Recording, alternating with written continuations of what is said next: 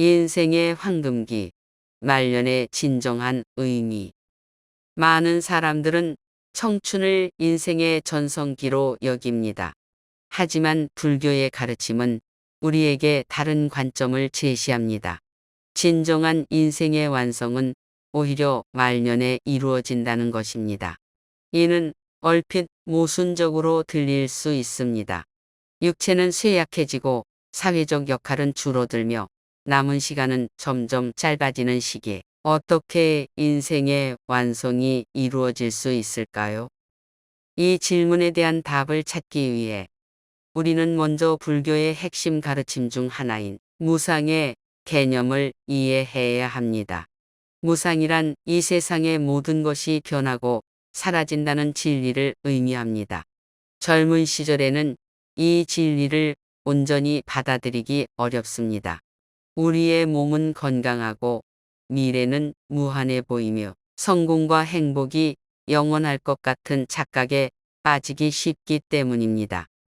하지만 세월이 흐르고 말년에 접어들면서 우리는 서서히 무상의 진리를 체감하게 됩니다. 젊음은 영원하지 않고 성공도 영원하지 않으며 심지어 우리가 가장 소중히 여기는 관계조차도 언젠가는 변화한다는 것을 깨닫게 되는 것입니다. 이러한 깨달음은 처음에는 두렵고 슬픈 경험일 수 있습니다. 하지만 불교는 이것이 오히려 우리를 자유롭게 하는 진리라고 가르칩니다. 한 은퇴한 사업가의 경험은 이러한 깨달음의 과정을 잘 보여줍니다. 그는 젊은 시절 성공한 사업가로 명성을 날렸습니다. 돈, 명예, 권력, 그가 원하는 모든 것을 손에 넣었습니다. 하지만 70세가 되어갈 무렵 그는 깊은 공허함을 느끼기 시작했습니다. 자신이 평생 추구해온 것들이 결국 무의미하게 느껴졌고 쌓아온 모든 것들이 언젠가는 사라질 것이라는 사실을 깨달았습니다. 이러한 깨달음은 그에게 큰 충격이었지만 동시에 새로운 시작점이 되었습니다. 그는 더 이상 외적인 성공에 집착하지 않고 내면의 평화를 찾는 데 집중하기 시작했습니다. 그는 그동안 소홀했던 가족 관계를 회복하고 명상을 통해 자신의 내면을 들여다보는 시간을 가졌습니다. 이 과정에서 그는 진정한 행복이 물질적인 성공이나 사회적 지위가 아닌 현재의 순간을 온전히 살아가는 것에서 온다는 것을 깨달았습니다. 이처럼 말년은 우리가 평생 추구해온 가치관을 재정립하는 시기입니다. 젊은 시절에는 외적인 성공과 인정에 집중했다면 말년에는 내면의 성장과 평화에 더 큰 가치를 두게 됩니다. 이는 단순히 나이가 들어서 생기는 변화가 아닙니다. 오히려 인생의 본질에 대한 깊은 통찰에서 비롯된 변화라고 할 수 있습니다.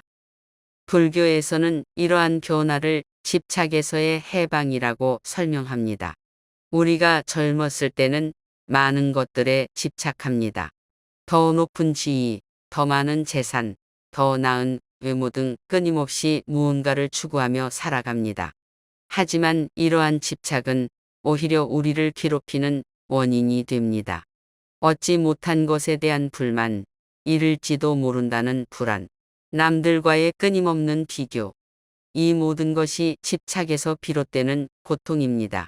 말년에 접어들면서 우리는 이러한 집착에서 조금씩 자유로워집니다. 앞서 언급한 사업가는 자신의 회사를 물려주고 은퇴를 결심했습니다. 처음에는 불안했지만 시간이 지나면서 그는 오히려 큰 해방감을 느꼈습니다. 더 이상 회사의 실적을 걱정할 필요도 경쟁자들과 싸울 필요도 없었기 때문입니다. 대신 그는 자신이 진정으로 하고 싶었던 일들을 하기 시작했습니다.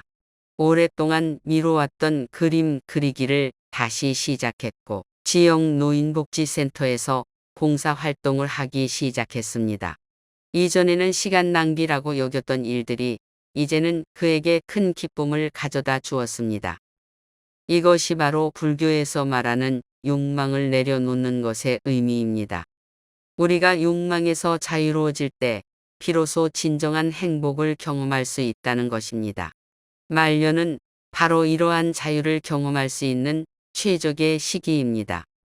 하지만 이는 결코 쉬운 과정이 아닙니다.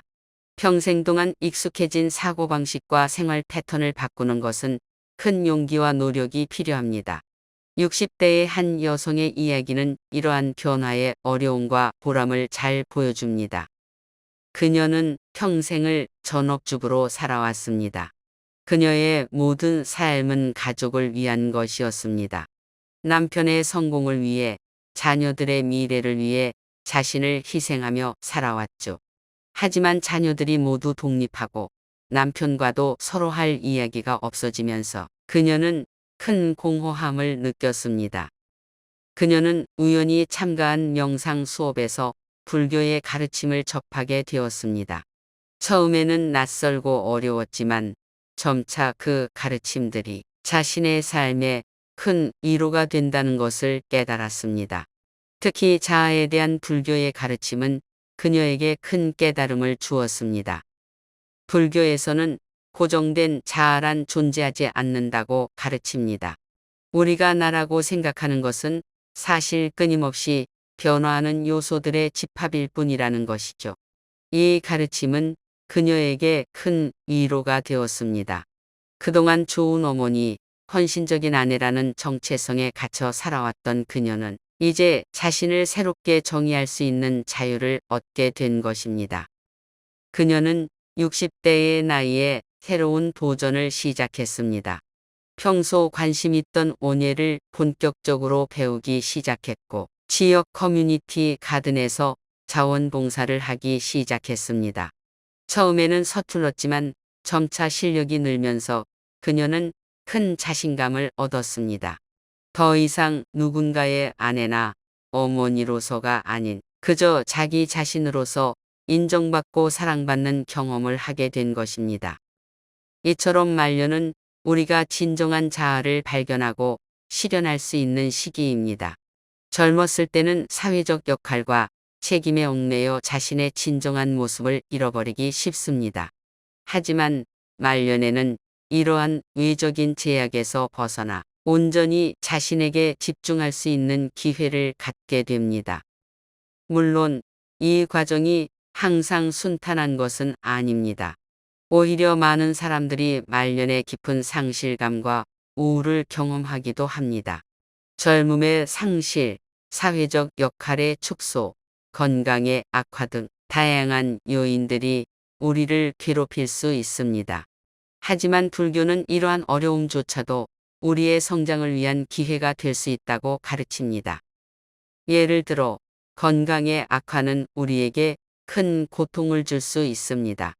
하지만 동시에 이는 우리가 삶의 무상함을 깊이 이해하고 매 순간을 더욱 소중히 여기게 만드는 계기가 될 수 있습니다. 사회적 역할의 축소는 처음에는 상실감을 줄 수 있지만 동시에 우리가 진정으로 원하는 삶의 모습을 찾을 수 있는 자유를 제공합니다.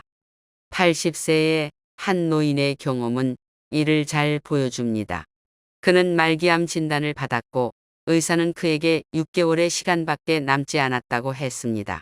처음에 그는 크게 낙담했습니다. 하지만 얼마 지나지 않아 그는 오히려 이 상황을 받아들이고 남은 시간을 의미 있게 보내기로 결심했습니다. 그는 매일 아침 일출을 보며 명상을 했습니다.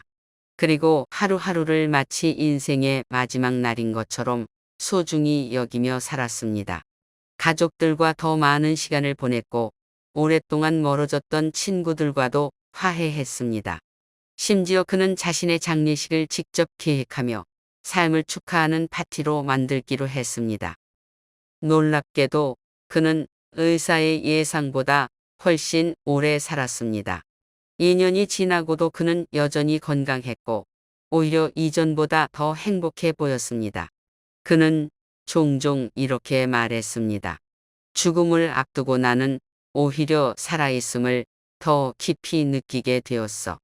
매 순간이 얼마나 소중한지, 그리고 우리가 얼마나 많은 것을 당연하게 여기고 살았는지를 깨달았지.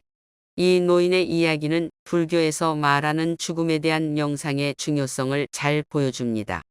불교에서는 죽음을 두려워하거나 부정하지 말고 오히려 그것을 삶의 한 부분으로 받아들이라고 가르칩니다.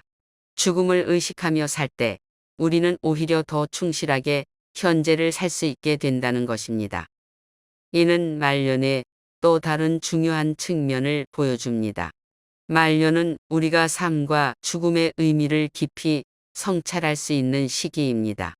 젊었을 때는 죽음이 멀게만 느껴져 그저 추상적인 개념에 불과했다면 말년에는 그것이 구체적인 현실로 다가옵니다.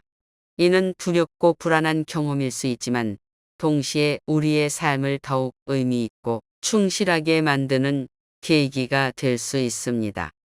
앞서 언급한 노인은 자신의 남은 시간 동안 매일 일기를 썼습니다. 그의 일기에는 이런 구절이 있습니다. 오늘 아침 나는 새의 지저귀를 들었다. 예전에는 그저 지나쳤을 소리인데 오늘은 그 소리가 얼마나 아름다운지 깨달았다. 내가 들을 수 있는 새 소리가 얼마 남지 않았다고 생각하니 오히려 그 소리가 더욱 소중하게 느껴진다. 이처럼 말년은 우리가 삶의 작은 것들에 감사할 수 있는 시기입니다. 젊었을 때는 큰 성취나 극적인 경험을 추구하며 살았다면 말년에는 일상의 소소한 기쁨들을 발견하고 그것에 감사할 수 있게 됩니다. 이는 단순히 나이가 들어서 생기는 변화가 아닙니다. 오히려 삶에 대한 깊은 이해와 지혜의 결과라고 할 수 있습니다. 불교에서는 이를 지금 이 순간에 머무는 것이라고 표현합니다. 과거에 대한 후회나 미래에 대한 불안에서 벗어나 온전히 현재에 집중하는 것이죠. 이는 말년에 특히 중요한 태도입니다. 왜냐하면 우리에게 남은 시간이 얼마 없다는 것을 알 때 비로소 우리는 매 순간을 온전히 살아갈 수 있기 때문입니다. 이제 우리는 말년의 의미를 현대 사회에서 어떻게 실천할 수 있는지 살펴보겠습니다. 빠르게 변화하는 현대 사회에서 불교의 가르침을 적용하는 것은 때로 도전적으로 느껴질 수 있습니다. 하지만 오히려 이러한 시대일수록 말년의 지혜가 더욱 필요할지도 모릅니다. 첫째, 디지털 디톡스의 개념을 통해 현재에 머무는 연습을 할 수 있습니다. 현대인들은 끊임없이 스마트폰을 들여다보며 살아갑니다. 소셜미디어, 뉴스, 이메일 등 끊임없는 정보의 홍수 속에서 우리는 정작 눈앞의 현실을 놓치고 있는지도 모릅니다. 말년에 접어든 이들은 의식적으로 디지털 기기 사용 시간을 줄이고 대신 자연을 느끼거나 명상을 하는 등 현재에 집중하는 시간을 가질 수 있습니다. 앞서 언급한 암 진단을 받은 노인은 이런 실천을 통해 큰 변화를 경험했습니다. 그는 매일 2시간씩 스마트폰을 끄고 공원을 산책했습니다. 처음에는 무료하고 답답했지만 시간이 지나면서 그는 새소리, 바람소리, 아이들의 웃음소리 등 주변의 소소한 아름다움을 발견하게 되었습니다. 이를 통해 그는 더욱 현재에 충실한 삶을 살 수 있게 되었습니다. 둘째, 미니멀리즘의 실천을 통해 욕망을 내려놓는 연습을 할 수 있습니다. 현대 사회는 끊임없이 새로운 것을 소비하도록 우리를 유혹합니다. 하지만 불교의 가르침은 오히려 소유를 줄이고 단순하게 사는 것이 행복의 길이라고 말합니다. 말년은 이러한 미니멀리즘을 실천하기에 최적의 시기입니다. 은퇴한 사업가는 은퇴 후 자신의 집을 정리하기 시작했습니다. 30년 동안 모아온 물건들을 하나씩 점검하며 정말 필요한 것만 남기고 나머지는 기부하거나 버렸습니다. 이 과정은 처음에는 힘들었지만 점차 그에게 큰 해방감을 주었습니다. 물건을 정리하면서 그는 자신의 과거와 현재를 돌아보고 진정으로 중요한 것이 무엇인지 깊이 성찰할 수 있었습니다. 셋째, 평생 학습을 통해 지속적인 성장과 깨달음을 추구할 수 있습니다. 많은 사람들이 말년을 학습과 성장의 끝으로 여기지만 불교의 관점에서 보면 오히려 이 시기야말로 진정한 배움의 시작입니다. 사회적 책임에서 벗어나 온전히 자신의 관심사를 탐구할 수 있는 시간이 주어지기 때문입니다. 60대에 온예를 시작한 여성은 이후 스마트폰 사용법을 배웠습니다. 처음에는 어려웠지만 점차 익숙해지면서 그녀는 온라인 강의를 들을 수 있게 되었고 전 세계의 다양한 정원 사진을 감상할 수 있게 되었습니다. 이를 통해 그녀의 온예 실력은 크게 향상되었고 새로운 학습에 대한 자신감도 얻게 되었습니다. 넷째, 공동체 참여를 통해 연결성과 기여의 가치를 실현할 수 있습니다. 현대 사회에서는 나이 들어감에 따라 사회적 고립을 경험하기 쉽습니다. 하지만 불교는 모든 존재가 서로 연결되어 있다고 가르칩니다. 말년에 이러한 연결성을 인식하고 실천하는 것은 큰 의미가 있습니다. 암 투병 중인 노인은 자신의 경험을 바탕으로 지역 병원에서 말기암 환자들을 위한 상담 봉사를 시작했습니다. 그는 자신의 경험과 지혜를 나누면서 오히려 자신이 더 큰 위로와 힘을 얻게 되었다고 말합니다. 이를 통해 그는 자신의 고통이 무의미한 것이 아니라 다른 이들을 돕는 귀중한 자산이 될 수 있다는 것을 깨달았습니다. 다섯째, 마음 챙김 명상을 통해 현재에 깨어있는 연습을 할 수 있습니다. 현대 사회는 끊임없이 우리의 주의를 분산시킵니다. 하지만 불교의 가르침은 현재에 온전히 깨어있는 것의 중요성을 강조합니다. 말년은 이러한 마음 챙김을 실천하기에 좋은 시기입니다. 은퇴한 사업가는 매일 아침 30분씩 마음 챙김 명상을 실천했습니다. 처음에는 잡념이 끊임없이 일어났지만 꾸준한 연습을 통해 그는 점차 현재의 순간에 머무는 능력을 기를 수 있었습니다. 이를 통해 그는 일상의 작은 순간들을 더욱 깊이 경험하고 감사할 수 있게 되었습니다. 이처럼 불교의 가르침을 현대적 맥락에서 실천하는 것은 말년의 의미를 더욱 풍성하게 만들 수 있습니다. 하지만 이는 단순히 개인의 행복만을 위한 것이 아닙니다. 오히려 이를 통해 우리 사회 전체가 더 나은 방향으로 변화할 수 있습니다. 예를 들어 말년의 지혜를 갖춘 이들이 늘어난다면 우리 사회는 물질적 성공이나 외적인 성취보다 내면의 평화와 관계의 질을 더 중요하게 여기게 될 것입니다. 또한 죽음을 두려워하거나 부정하지 않고 삶의 한 부분으로 받아들이는 문화가 형성될 수 있습니다. 이는 우리 사회가 더욱 성숙하고 지혜로워지는데 큰 도움이 될 것입니다. 더불어 말년의 지혜는 세대 간 소통과 이해를 증진시키는 데도 큰 역할을 할 수 있습니다. 원예를 배운 여성이 손자에게 스마트폰 사용법을 배우면서 동시에 자신의 인생 경험을 들려주는 것처럼 노년층과 젊은 세대가 서로 배우고 성장하는 관계를 만들어갈 수 있습니다. 결론적으로 말년은 단순히 인생의 종착역이 아닙니다. 오히려 새로운 시작이자 진정한 성장과 깨달음의 시기가 될 수 있습니다. 불교의 가르침은 우리가 이 시기를 어떻게 의미 있게 보낼 수 있는지에 대한 지혜를 제공합니다. 우리가 이러한 지혜를 현대적 맥락에서 실천한다면 말년은 개인의 삶을 완성하는 동시에 사회 전체를 더 나은 방향으로 이끄는 귀중한 시기가 될 수 있을 것입니다.